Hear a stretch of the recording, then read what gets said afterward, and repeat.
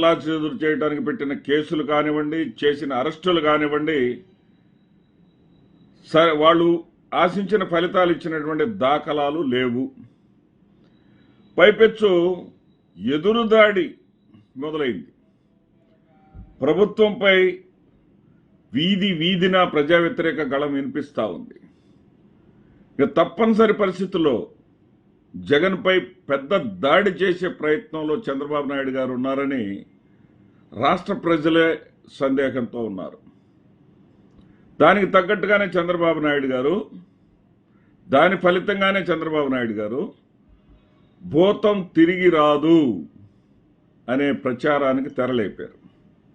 మనకు తెలిసిందే గోబల్స్ ప్రచారాన్ని చంద్రబాబు నాయుడు గారు నమ్ముకుంటారు. ఆయన ఒక 100 సార్లు అంటారు, దానిని 1000 సార్లు చెప్పేటటువంటి మీడియా అతని చేతుల్లో ఉంది. అందుకే ఆయన ప్రచారానికి శ్రీకారం చుట్టడమే కాకుండా భూస్థాపితం చేస్తాననే మాటను ముఖ్యమంత్రి హోదాలో ఉండి టీవీ ఇంటర్వ్యూలలోనూ, పెట్టుబడిదారుల సదస్సుల్లోనూ, పోలీసు అధికారుల సమావేశాలను ఇదే విధమైనటువంటి సంస్కారహీనమైన, జుగుత్సాకరమైనటువంటి రాజకీయ భాషను, రాజకీయ దాన్ని ఏమనాలంటే అసహ్యకరమైనటువంటి ఉపన్యాసాలను ఆఖరికి కలెక్టర్ల ముందు కూడా చేయడానికి ఆయన తెగబడ్డారు. ఇంతకీ ఆయన చెప్పేదేంటి? పెట్టుబడిదారులకి భయపడాల్సిన అవసరం లేదు అని చెప్పారు. పెట్టుబడిదారులకు నిజంగా జగన్మోహన్ రెడ్డి భూతమా, లేకపోతే ఈ కూటమి ప్రభుత్వం భూతమా? నా దగ్గర ఉన్నటువంటి విషయాలను కొన్ని ఆధారాలతో సహా మీకు వివరిస్తాను. జగన్మోహన్ రెడ్డి గారు ముఖ్యమంత్రిగా ఉన్నటువంటి సమయంలో పారిపోయిన పరిశ్రమను ఒక్కటంటే ఒక్కటి వీళ్ళు చూపగలరా? కియా మోటార్స్ పోయిందన్నారు, అది అక్కడే బ్రహ్మాండంగా ఉంది. గల్లా జయదేవ్ సంబంధించినటువంటి పరిశ్రమ పోయిందన్నారు, అది అక్కడ చిత్తూరులోనే బ్రహ్మాండంగా ఉంది. అంటే ఒక్కటంటే ఒక్క పరిశ్రమ కూడా జగన్మోహన్ రెడ్డి గారి హయాంలో బయటకు వెళ్ళినటువంటి పరిశ్రమని చూపలేరు, వీళ్ళు చూపే స్థితిలో వీళ్ళు లేరు. అదేవిధంగా కూటమి అధికారంలోకి వచ్చిన తర్వాత రూపాయికే ఎకరా భూమి ఇస్తామంటే తప్ప చంద్రబాబు నాయుడు గారి మొహం చూసో, 164 మంది ఎమ్మెల్యేల భరోసా చూసో, కూటమి ప్రభుత్వం చూసో ఏ ఒక్క పారిశ్రామికవేత్త రాలేదన్నది నిజం. రాకపోగా కూటమి నేతల కప్పం డిమాండ్లకు బెదిరిపోయి ఇండియా సిమెంట్స్ కోర్టును ఆశ్రయించింది. ఇండియా సిమెంట్స్, ఆంధ్రప్రదేశ్లో విస్తరించాల్సినటువంటి ఇండియా సిమెంట్స్ కోర్టును ఆశ్రయించింది. మా గుంటూరు జిల్లాలోనే చెట్టినాడు, భవ్య సిమెంట్స్ అక్కడ ఎమ్మెల్యే అడిగిన లంచాలు ఇవ్వలేక లాకౌట్స్ను ప్రకటించాయి. ఇంతకన్నా దారుణం ఏముంటుందండి? ఇక నవీన్ జిందాల్పై జత్వానీని ఉసిగొలిపి కేసు పెట్టించారు. ఆ కేసు పెట్టిస్తే జేఎస్డబ్ల్యూ ఈ రాష్ట్రంలో పెట్టాలనుకున్నటువంటి పెట్టుబడులను వదిలేసి, ఆంధ్రప్రదేశ్ రాష్ట్రాన్ని వదిలేసి మహారాష్ట్రకు వెళ్ళిపోయి అక్కడ 3 లక్షల కోట్ల రూపాయల పెట్టుబడులు ఇప్పుడు పెడుతున్నమాట యథార్థం. అంటే ఎవరి వల్ల ఎవరు భూతమో అర్థం చేసుకోండి ప్రజలు.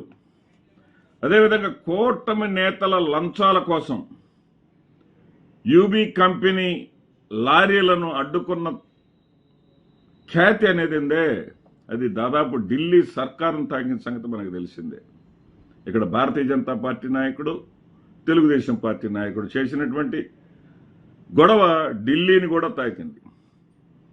తర్వాత గ్రీన్ టెక్ రీమిక్స్లో, అట్లాగే కోకోకోలా ప్లాంట్లలో స్థానిక ఎమ్మెల్యేలు లంచాలు డిమాండ్ చేసి రచ్చకెక్కిన సంగతి మనం చూసాం.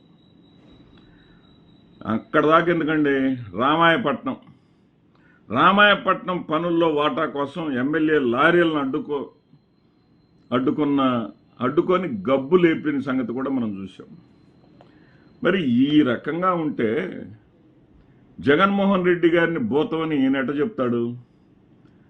పారిశ్రామికవేత్తల ముందు ఆ విధంగా మాట్లాడితే ఈయన దిగజారుడుతనం అర్థం కావట్లేదా? జగన్మోహన్ రెడ్డిని గురించి ఈయనే భయపడుతున్నాడు అనేటటువంటి పరిస్థితి ఆయనకు అర్థం కాదు. వాళ్ళకి అర్థం కాదా? వాళ్ళు ఈయనకన్నా మేధావులు కాదా? ఈయన రాజకీయ రంగంలో నిష్ణాతుడైతే అయ్యాడేమో, పారిశ్రామిక రంగంలో వాళ్ళు నిష్ణాతులు అవునా కాదా? రూపాయికి ఎకరా కోట పెట్టుబడిదారులు కాకుండా ఒక్కరంటే ఒక్కరు ఈ 12 నెలల కాలంలో ఆంధ్రప్రదేశ్ రాష్ట్రానికి వచ్చిన వాళ్ళు ఇదిగో నేను తీసుకొచ్చాను చూపించగలరా? చంద్రబాబు నాయుడు గారు, పవన్ కళ్యాణ్ గారు, పురంధేశ్వరి గారు, కూటమి నేతలు ఎవరైనా సరే. ఇక వీళ్ళు పదే పదే చెప్పుకుంటే ఏంటంటే గ్రీన్ ఎనర్జీ. ఎన్టీపీసీ వాళ్ళు గ్రీన్ ఎనర్జీ కోసం 1,00,000 కోట్ల పెట్టుబడుల ఒప్పందం ఎప్పుడైందండి? అనుమతులు ఎప్పుడు వచ్చాయండి? భూకేటాయింపులు కూడా ఎప్పుడు జరిగాయండి? జగన్మోహన్ రెడ్డి గారు. కావాలంటే మీకు అందరికీ ఆ ఫోటోలు కూడా పంపిస్తాను. జగన్మోహన్ రెడ్డి గారి హయాంలో ఈ యొక్క ఎన్టీపీసీ వారితో గ్రీన్ ఎనర్జీ కోసం 1,00,000 కోట్ల పెట్టుబడుల కోసం ఒప్పందం జరగటమే కాకుండా మొత్తం మీద ఈ గ్రీన్ ఎనర్జీలో 10 లక్షల కోట్ల పెట్టుబడులకు ఆయన మార్గాన్ని సుగమం చేశాడు. 10 లక్షల కోట్ల రూపాయల పెట్టుబడులను ఆంధ్రప్రదేశ్కు రాబట్టాడు. కానీ దానిని వీళ్ళ ఖాతాలో వేసుకుంటారు చంద్రబాబు నాయుడు గారు. ఇది ఎలా సాధ్యమండి? అట్లాగే దావోస్ వెళ్ళి రిక్తహస్తాలతో వచ్చారు. కానీ అదే దావోస్కి జగన్మోహన్ రెడ్డి గారు వెళ్ళినప్పుడు ఆదిత్య మిట్టల్ స్టీల్ ప్లాంట్ ఒప్పందం దావోస్లో చేసుకొని వస్తే ఆదిత్య మిట్టల్ని కొత్తగా ఏం చేసినట్టుగా వీళ్ళు చెప్పుకుంటా ఉన్నారు. ఇప్పుడు చెప్పండి, ఎవరిని భూతం అంటున్నారు? భూతాలే అంటే భూతాలు అయితేనే భూతం మాటలు వస్తాయేమోనని నాకు అనిపిస్తూ ఉంది. వాస్తవాలు ప్రజలకు తెలియవు అనుకుంటే ఇంతకన్నా పొరపాటు ఉండదు. చంద్రబాబు నాయుడు గారు, మీకు అనుభవం ఉంటే ఉండొచ్చు. మీరు ఒక అబద్ధాన్ని చెబితే చెప్పిన అబద్ధాన్ని మీరు ఒక 100 సార్లు చెబుతారు. మీరు 100 సార్లు చెప్పిన అబద్ధాన్ని ఒక 1000 సార్లు చూపించడానికి మీకు ఈనాడు, ఆంధ్రజ్యోతి, టీవీ5, మహా న్యూస్ ఇలాంటి సంస్థలు మీకుంటే ఉండొచ్చు. కానీ ప్రజలనేవాళ్ళు ఒకళ్ళు ఉన్నారండి. వాళ్ళు చాలా విజ్ఞత కలిగి ఉంటారు, చాలా తెలివితేటలు కలిగి ఉంటారు.